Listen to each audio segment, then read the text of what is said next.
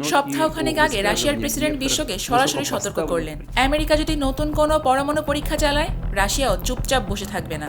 এই ঘোষণার পর আন্তর্জাতিক অঙ্গনে হঠাৎ করে উত্তেজনার ঢেউ ছড়িয়ে পড়ল। সাধারণত রাশিয়া এমন ধরনের বার্তা হঠাৎ করে দেয় না, কিন্তু সবচেয়ে বড় প্রশ্ন ছিল রাশিয়া কিভাবে জানলো আমেরিকার পরমাণু প্রোগ্রামের গোপন তথ্য। কারণ আমেরিকা তাদের পরমাণু গবেষণা এমনভাবে গোপন রাখে যে তার বন্ধু দেশগুলো অনেক সময় প্রকৃত তথ্য জানতে পারে না, এমনকি দেশের নিজস্ব গোয়েন্দা সংস্থাগুলো সব তথ্য পায় না। কিন্তু রাশিয়া জানলো কিভাবে? সেই উত্তর লুকিয়ে আছে রাশিয়ার এক রহস্যময় স্পাই প্লেনে, যার নাম হলো উর্ডা-2। এটি এমন এক বিমান যার অস্তিত্ব নিয়েই বহু বছর ধরে বিতর্ক চলছে। কেউ বলে এই বিমান বাস্তবেই আছে এবং রাশিয়া এখন এটা ব্যবহার করছে, আবার কেউ বলে এটা শুধু সোভিয়েত ইউনিয়নের এক পুরনো প্রকল্প যা বহু বছর আগেই বাতিল হয়ে গিয়েছে এবং বিমানগুলো অকেজো অবস্থায় কোথাও পড়ে আছে। কিন্তু সাম্প্রতিক ঘটনা এবং গোয়েন্দা রিপোর্ট অনুযায়ী এই বিমান আবারও ফিরে এসেছে এবং আগের চেয়ে আরও উন্নত আর শক্তিশালীভাবে তা ব্যবহৃত হচ্ছে। রাশিয়া বর্তমান বিশ্ব রাজনীতিতে অন্যতম প্রধান খেলোয়াড়, কারণ তারা যেন এক অদৃশ্য নেটওয়ার্কের মাধ্যমে বিশ্বের প্রতিটি বড় বড় সিদ্ধান্ত আগেই বুঝে ফেলে।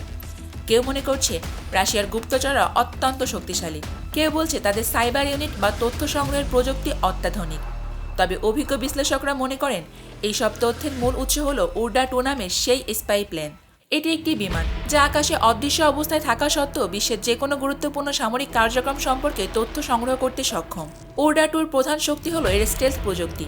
আধুনিক বিশ্বের যে কোনো উন্নত রাডার সিস্টেম দিয়ে এই বিমানকে সহজে শনাক্ত করা যায় না। এটি পৃথিবী পৃষ্ঠ থেকে প্রায় ২৬ কিলোমিটার উপরে ওড়ে, যা সাধারণ যুদ্ধ বিমান এমনকি শক্তিশালী মিসাইলের জন্য পৌঁছানো অসম্ভব। এত উচ্চতায় এটি সম্পূর্ণ অদৃশ্য থাকে, ফলে কেউ চাইলে এটি দেখতে বা টার্গেট করতে পারে না।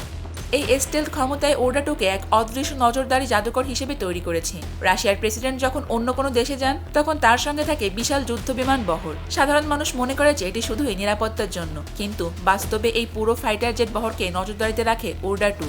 বলা হয় এই বিমান থেকে রাশিয়ার প্রেসিডেন্টের ভ্রমণ রুট, ফ্লাইট সিকিউরিটি এবং সামরিক ব্যবস্থা সম্পূর্ণরূপে পরিচালিত হয়। কিছু বিশেষজ্ঞরা আরও দাবি করেন ৪ মাস আগে যখন ইসরায়েল ইরানের উপর হামলা চালিয়েছিল, তখন পরবর্তী দিনগুলোতে রাশিয়ার এই স্পাই প্ল্যান থেকে ইরানের সামরিক ক্ষয়ক্ষতি কমানোর জন্য প্রয়োজনীয় গুরুত্বপূর্ণ সব তথ্য পাঠানো হয়েছিল। সবচেয়ে অবাক করা তথ্য হলো উর্ডা-2 তৈরি হয়েছিল প্রায় ৪৫ বছর আগে। সেই সময় বিশ্বের প্রযুক্তি ছিল অত্যন্ত সীমিত। পশ্চিমা গবেষকরা তো দীর্ঘদিন ধরেই নিয়েছিলেন এই প্রকল্প বাতিল হয়ে গিয়েছে, কিন্তু সাম্প্রতিক গোয়েন্দা রিপোর্ট বলছে রাশিয়ার গোপন এই বিমানগুলো নতুনভাবে আপগ্রেড করেছে। রাশিয়া আবার এই বিষয়ে মুখ খোলেনি। তবে যদি সত্যি উর্ডা-2কে আবারও মোতায়েন করা হয়, তাহলে কিন্তু বিশ্বের রাজনীতির চেহারা পুরোপুরি বদলে যাবে। রাশিয়ার প্রতিদ্বন্দ্বী দেশগুলো এখন সন্দেহ করছে তাদের সামরিক তথ্য কোনো না কোনোভাবে লিক হয়ে যাচ্ছে। আর যদি এই বিমান সত্যি এত শক্তিশালী হয়, তাহলে থামানো প্রায় অসম্ভব। বিশ্বের প্রতিটি দেশই চায় তাদের সামরিক কর্মকাণ্ড গোপন রাখতে।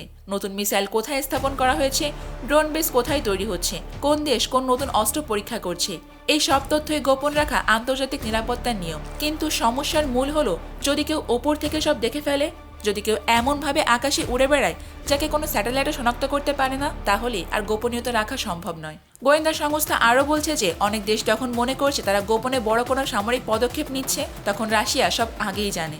সম্ভবত এই কারণে রাশিয়ার প্রেসিডেন্ট আমেরিকার সম্ভাব্য পারমাণবিক পরীক্ষা সম্পর্কে আগেই সতর্কবার্তা দিয়েছিলেন। কেউ কেউ বলছে রাশিয়ার তথ্য সংগ্রহের ক্ষেত্রে অন্য সব দেশকে অনেক দূরে পেছনে ফেলে দিয়েছে। যদি সত্যি রাশিয়া আবারও স্পাই প্লেনকে সক্রিয় করে, তাহলে পৃথিবীর প্রতিটি শক্তিধর দেশকে তাদের সামরিক কৌশলকে পুনর্বিবেচনা করতে হবে। কোনো দেশের সামরিক বেসে কিছু মুভমেন্ট ঘটলে আকাশে অদৃশ্য কোথাও উড়ে বেড়ানো উর্ডা-2 হয়তো নজরে রাখছে। ফলে প্রতিটি দেশকে নতুন করে সতর্ক হতে হবে এবং আন্তর্জাতিক সামরিক কৌশল ও নিরাপত্তা পরিকল্পনা একেবারে বদলে যেতে পারে।